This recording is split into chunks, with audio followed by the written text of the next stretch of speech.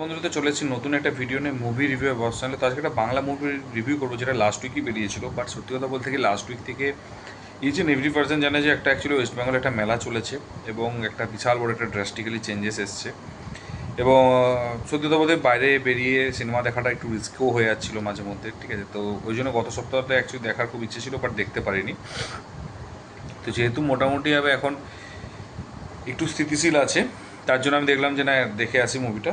তো তার জন্য মুভিটা দেখতে গিয়েছিলাম, প্রত্যাবর্তন মুভিটা। তো যেটা আমি আবারও বলেছি যে টিজার ট্রেলারে আমি বলেছিলাম মুভিটা, যেটা আমার সত্যি কথা বলতে গিয়ে আমার টিজারটাই আমার খুব পছন্দ হয়েছিল এবং ট্রেলারটা তারপর কিন্তু সব আরও পছন্দ হয়েছে। শুধু একটা নেগেটিভ দিক ছিল, সেই নেগেটিভ দিকটা আমি ভেবেছিলাম, কিন্তু বিশ্বাস করো অনেক কিছু আছে সেই নেগেটিভটাকে বিশ্বাস করে সেটা ছাপিয়ে গেছে।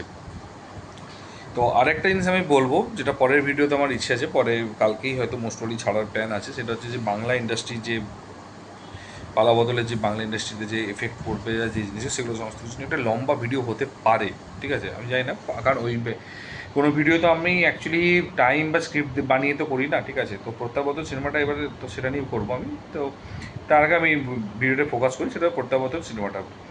তো যদি তুমি আমাকে বলো প্রত্যাবর্তন সিনেমাটা কীরকম দেখা উচিত, আমি একটা প্রত্যেকটা কথা বলবো, যারা বাংলা সিনেমাতে আর্ট মুভি ভালোবাসে, যারা কমার্শিয়াল মুভি ভালোবাসে, যারা স্টোরি বেস মুভি ভালোবাসে, যারা হচ্ছে বেসিক মানে সুন্দর একটা চিত্রনাট্য পছন্দ করে অ্যান্ড রাইটিংয়ের উপর ডিপেন্ড করে, এবং যেটা হচ্ছে পারফরমেন্স যদি করি, তাহলে আমি বলবো এটা সিরিয়াসলি বলছি মাস্ট ওয়াচ মুভি। এবং আমি বলবো যে এই মুভিটা দেখে এসো যদি পসিবল হয়, কারণ এমন কিছু টিকিটের দাম আমার মনে হয় উইকডেজও বেশি না, উইকেন্ডও বেশি না। এবারে যদি আমি এবারে মানে কারণ এই সপ্তাহটা চলবে, কারণ পরের সপ্তাহে পতি পত্নী আর ভোগ সিনেমাটা যখন বেরোবে অনেকটা স্ক্রিন কাউন্ট কমে যাবে। তো তখন আমি বলবো যে এটুকু এই মুভিটা দেখে এসো পারলে। তো এবার আমি সিনেমাটা নিয়ে আমি মানে পুরো ডিটেলসে বলবো। তো এরকম হচ্ছে, তো স্টোরিটা তার আগে আমি যেটা বলার বলে দিই। স্টোরিটা হচ্ছে, দেখো ট্রেলার লেভেলে অলমোস্ট রিভিল করেছে, আমি সেটাই বলবো। তার কারণ হচ্ছে এখানে যে জিনিসটা শুধু বাকি রয়েছে, তো সেই জিনিসটা যদি আমি বলে দিই তাহলে জিনিসটা খারাপ দেখাবে, ঠিক আছে। তো বেসিক্যালি একদম বাবা মা প্রচণ্ড ব্যস্ত, প্রচণ্ড নাম করা ডাক্তার, এবং তার মেয়ে হচ্ছে এখানে এমন ওই ব্যস্ততার মধ্যে বাবা মাসে সময় কাটাতে পারবে না। এর ফলে সে সোশ্যাল মিডিয়াতে অ্যাডিক্ট হয়ে যাবে, এবং সোশ্যাল মিডিয়াতে অ্যাডিক্ট হয়ে যাওয়ার পর এমন একটা কিছু ঘটনা ঘটবে যেটাতে তার লাইফটা পুরো চেঞ্জ হবে, বাবা মা লাইফটা চেঞ্জ হয়ে যাবে, এবং বাবা মা প্রচুর জায়গায় অপমানিত হতে হবে। তো সেই অপমানের হাত থেকে বাঁচার জন্য ওখানে যে মানে কী বলবো, মানে সাইক্রেটিস্ট আছে, সে খরাজ মুখার্জি, সে হচ্ছে একটা সাজেশন দেবে, এবং সেই সাজেশনটার জন্য সে হচ্ছে তার দাদু ঠাকুমার কাছে যাবে, এবং দাদু ঠাকুমার কাছে গিয়ে তারপর তারা হচ্ছে সেখানে যাবে, এবং সেখানে যাওয়ার পর মানে তার বাবার সাথে যেহেতু অনেক দিন ছিল না, তো তার দাদু বা ঠাকুমার সাথে নাতনিকে ডেফিনেটলি ভালো আছে, কিন্তু তার বাবার সাথে তার কিছু মতবিরোধ হবে, এবং সেই মতবিরোধটা হওয়ার পর তারপরে সেগুলোকে কীভাবে ওভারকাম করবে, এবং তারপরে ওই মেয়েটা কি আদৌ ঠিক হবে, এবং মেয়েটা কী করেছিল, কিসে অ্যাডিক্ট হয়েছিল, কেন কীভাবে অ্যাডিক্ট হয়েছিল, সেগুলো আরও ভালো করে যদি জানতে হয়, এবং ভালো করে জানতে হয়, এবং কিসের জন্য হচ্ছে ওখানে যেতে হয়েছে, এবং সেখানে গিয়ে কী এত সলভ হয়েছিল, এবং তারপর সেখানে গিয়ে বাবা মা কী হলো, ঠিক আছে, এবং তাদের কিছু চেঞ্জেস এলো কিনা, এবং তারা বাবা মা কে ভুল করেছে, এখানে কার ভুল, সে সমস্ত জিনিসগুলো কিন্তু এখানে হচ্ছে মানে রয়েছে, এবং সেগুলো সমস্ত জানতে গেলে নিকটবর্তী সিনেমা হলে যেও, এবং সেখানে গিয়ে দেখে এসো। এবং আমি বলছি ফর শিওর ফ্যামিলি তো দারুণ লাগবে, ফ্যামিলি নিয়ে যদি যাও, অ্যান্ড যদি 3টে জেনারেশন থাকে তাহলে আরও বেশি রিলেট করতে পারবে। তো এই গেল হচ্ছে সিনেমাটার স্টোরি, এর পজিটিভ দিক এবং নেগেটিভ দিক দুটোই আছে, কিন্তু পজিটিভ দিক প্রচুর আছে। নেগেটিভ দিক আমার খুব একটা মানে খারাপ মানে খুবই নেই, নেই বললেই চলে আমার, ঠিক আছে। তো ফার্স্ট আমি বলবো পারফরমেন্স প্রত্যেকটা অ্যাক্টারের, সে শিলাজিৎ হোক, গৈনিকা হোক, রূপা গাঙ্গুলি হোক, বা হচ্ছে অঞ্জন দত্ত হোক, খরাজ মুখার্জি হোক, প্রত্যেকটা ক্যারেক্টার তার জায়গাটা এত সুন্দর বুঝিয়েছে, এত সুন্দর জাস্টিফিকেশান দিয়েছে, এত সুন্দর এফেক্ট করেছে সিনেমাটা।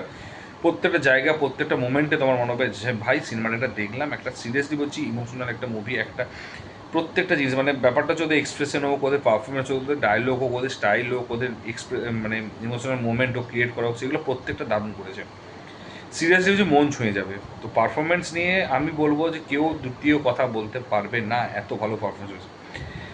সেকেন্ড হচ্ছে ইভেন আমি বলবো খরাজ মুখার্জি একটা ছোট্ট রোল পেয়েছে, বাট ছোট্ট রোলও যে আমি বলেছিলাম না যে ভালো যদি ডিরেক্টর হয়, ভালো যদি অ্যাক্টার হয়, ভালো যদি স্টোরি হয়, একটা ছোট্ট রোলও তার এফেক্ট রেখে দেবে, এবং সেটা কিন্তু তারা দেখিয়েছে, এবং সেটা কিন্তু খরাজ মুখার্জি ক্ষণে ক্ষণে বুঝিয়েছে এবং প্রত্যেকটা মুহূর্তে প্রুভ করেছে। এবং খরাজ মুখার্জি এত বড় জাত একটা, সেটা সবাই জানে, বাট এখানে আবারও একবার প্রমাণ করলো যে ও কত বড় গ্রেড, প্রত্যেকটা সিনেমাতেও নিজের আপগ্রেড করছে নিজেকে।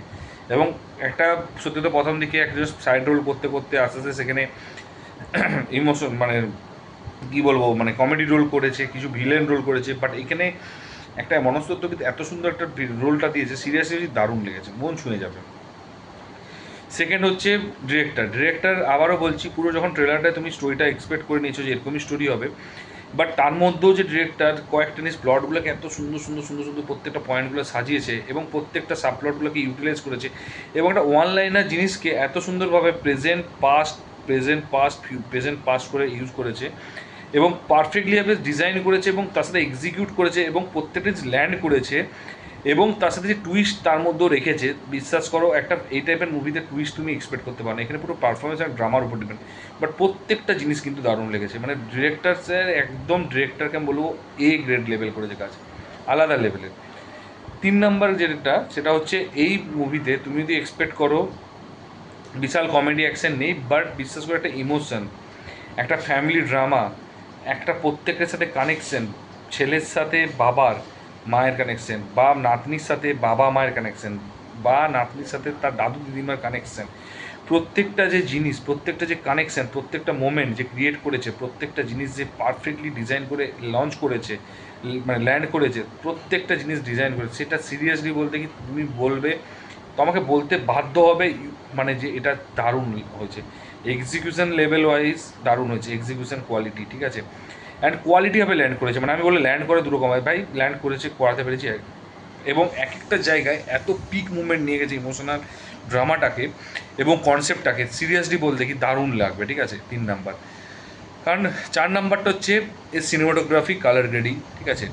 সিনেমাটোগ্রাফি দেখো, ক্যামেরা অ্যাঙ্গেল আমি বলবো খুব বিশাল এক্সট্রাঅর্ডিনারি নেই, বাট সিনেমাটোগ্রাফি, কালার গ্রেডিং এত সুন্দরভাবে ইউজ করেছে, একটা শহর থেকে গ্রাম, গ্রাম থেকে পাস্ট, একটা পাস্ট থেকে প্রেজেন্ট, এত সুন্দর করে প্রত্যেকটা জিনিস যে সিনেমাটোগ্রাফি, কালার গ্রেডিংটাকে ডিটেলিং করেছে, সেগুলোকে সিরিয়াসলি বলতে কি তোমাকে মনে হবে যে হ্যাঁ একটা সিনেমা দেখছি, অ্যান্ড সত্যি কথা বলতে কি ওইখানে আর্ট ফিল্মে একটা ধাঁচ দেখতে পাবে, তো ওই জন্য আরও ভালো লাগবে জিনিসটা, আরও বেশি ইউনিক লাগবে, আরও বেশি সুন্দর লাগবে।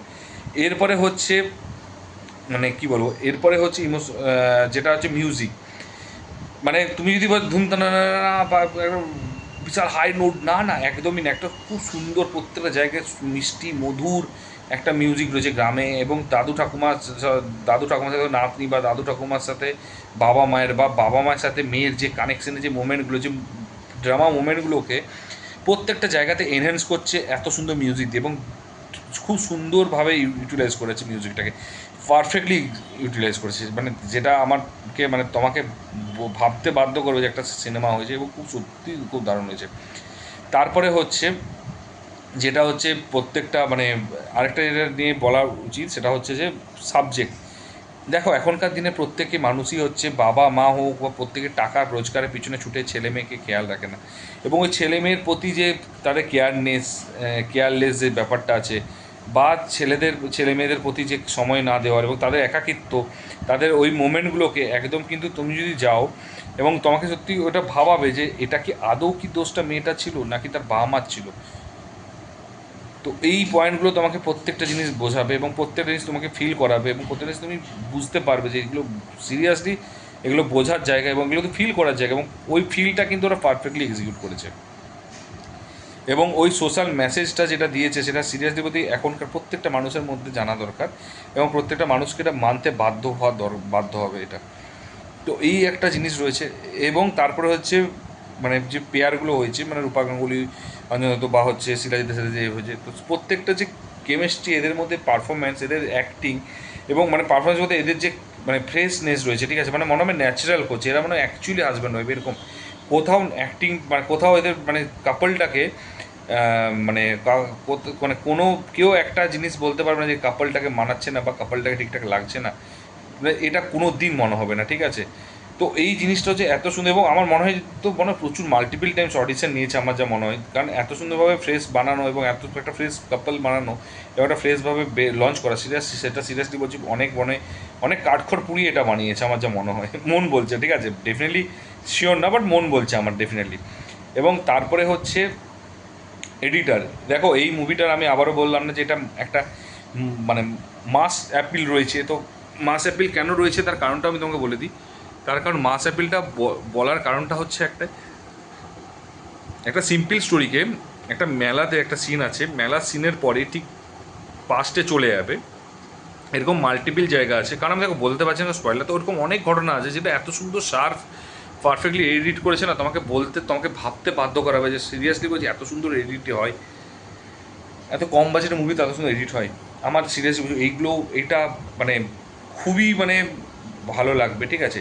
এবং লাস্টে যেটা পজিটিভ দিক আছে সেটা হচ্ছে ডিটেলিং, মানে যখন ওই যে ইমোশন বা মুমেন্টগুলোকে, এবং ওই যে সোশ্যাল মিডিয়াতে যে ঢুকে যাচ্ছে, মানে প্রত্যেকটা পয়েন্ট আমি বলছি তোমাকে, সোশ্যাল মিডিয়াতে একাকিত্ব হয়ে সোশ্যাল মিডিয়াতে চলে যাচ্ছে এবং যে ভুলটা করছে সেটা যে ডিটেলিং করছে, বা ওই যে ঘটনা ঘটার পর বাবা মার যে অপমান হচ্ছে, সে অপমানিতের যে বাবা মাদের যে কথাবার্তা, যে ন্যাচারাল জিনিসটা, এবং তাতে যে ডিটেলিং করে ঢোকাচ্ছে, বা হচ্ছে তুমি যখন হচ্ছে বাবা মা প্রচণ্ড ব্যস্ত রয়েছে, তাকে ব্যস্ত দেখিয়ে দিতে পারতো, বাট সেটাকে এত সুন্দর ডিটেলিং করেছে। এবং তারপর যখন মানে ওই করার যখন যে পারফরমেন্সটা দেবে যে জায়গাটাতে কথাটা বলবে, সেইখান থেকে যখন ওরা ওই যে ডিটেলিং করে ওইটুকু টাইমের মধ্যে এত শুধু ডিটেলসিং, এত ভাষাগুলোকে ইউজ করেছে ডিটেলিং করে সেটা। এবং তারপরে হচ্ছে আমাদের যখন হচ্ছে গ্রামে চলে যাবে, যখন বাবা দাদুর মধ্যে কথা হবে, ঠিক আছে, যখন দুই বাবার মধ্যে কথা হবে, মেয়ের বাবা এবং হচ্ছে ওর বাবা বাবা, ঠিক আছে, ওইখানে যে ডিটেলিং, যে ওই প্রবলেমগুলো, যে জিনিসগুলো ওরা বুঝিয়েছে এত সুন্দর করে ডিটেলিং করে, যেগুলোতে তোমাকে বলতে বাধ্য হবে, তোমাকে মানতে বাধ্য হবে যে what they had done actually, ঠিক আছে। সিরিয়াসলি বলছি এত ডিটেলিং করে কিন্তু খুব কম মুভি দেখতে পাবে। তো এইগুলো সিরিয়াসলি বলছি ভালো লেগেছে প্রত্যেকটায়। এবার তুমি নেগেটিভ দিক আমার ছোট্ট ছোট্ট দুটো, যেটা কিন্তু একদম বলে দিচ্ছি খুব একটা বড় না। ডিটেলিং করতে গিয়ে না এক একটা জায়গায় আমার মনে হয়েছে একটু ওভার ডিটেলিং করেছে, যেটা আমার মনে হয়েছে, কারণ অ্যাকচুয়ালি তোমার এত মানে বেসিক্যালি যে স্পুন ফিট বলে, তো সে স্পুন ফিট করে দিয়েছে, যেটা আমার মনে হয়েছে যে দরকার ছিল না এতটা ডিটেলিং করা, ঠিক আছে। ডেফিনেটলি প্রত্যেকটা রিলেশনকে ডিটেলিং করেছে, তো আমার মনে হয় সবগুলোতে না করলেও পারতো, কিছুটাতে মানে স্কিপ করতে পারতো। এর জন্য কি হয়েছে, লেন্থ, মানে এটা সেকেন্ড প্রবলেম, এর জন্য কিছু লেন্থটা এত বেড়ে গেছে যে তোমার মাঝে মধ্যে কী হবে মনে হচ্ছে না ভাই, মানে দরকার ছিল না, মানে খারাপও লাগবে না, বাট তোমার মনে হবে এটা দরকারও ছিল না। তো এই জিনিসটা তোমার মধ্যে মনে হবে, ঠিক আছে। এই দুটো নেগেটিভ। তো আমি জেনারেলি বললাম তো রেটিং আমি সব মুভিতে দিই না, বাট আমি যে কোনো সময় মুভিটাতে 4.5 আউট অফ 5 দিতে বাধ্য। এবং আমি পার্সোনালি বলছি, আমি হলে গেছিলাম, বেরিয়ে এসে বেরোনোর সময় কয়েকজন প্রত্যেকেই বললো মন ছুঁয়ে যাওয়ার মতো গল্প, এবং প্রত্যেকের মানে মনে একটা সিনেমা থেকে বেরোচ্ছে একটা ফিল হবে যে একটা সিনেমা থেকে বেরিয়েছি। তো সিরিয়াসলি বলতে কি আমি একটা পার্সোনালি বলবো, বাংলা যারা সিনেমা পছন্দ করো, যারা অ্যাকচুয়ালি পছন্দ করো, তাদেরকে আমি বলবো যে, এবং যারা ওই আর্টিস্টিক ব্যাপারটা রয়েছে এবং যারা হচ্ছে পারফরমেন্স সব কিছু দেখতে চায়, তাদেরকে আমি বলবো যে এই মুভিটা পারলে গিয়ে হলে দেখে এসো, এটা সিরিয়াসলি মাস্ট ওয়াচ মুভি। আর অলরেডি যারা দেখে দেখেছো তারা কীরকম লেগেছে, তারা যদি আমার সাথে অ্যাগ্রি করো, পজিটিভ হোক নেগেটিভ হোক যেগুলোতে, তাহলে অবশ্যই কমেন্ট করে জানিও। যদি না এগ্রি করো ডেফিনেটলি হচ্ছে কমেন্ট বক্সে ডিসলাইক করো বা যাই করো, বাট জানিও যে না এটা ভুল হয়েছে, সেটা অবশ্যই জানিও।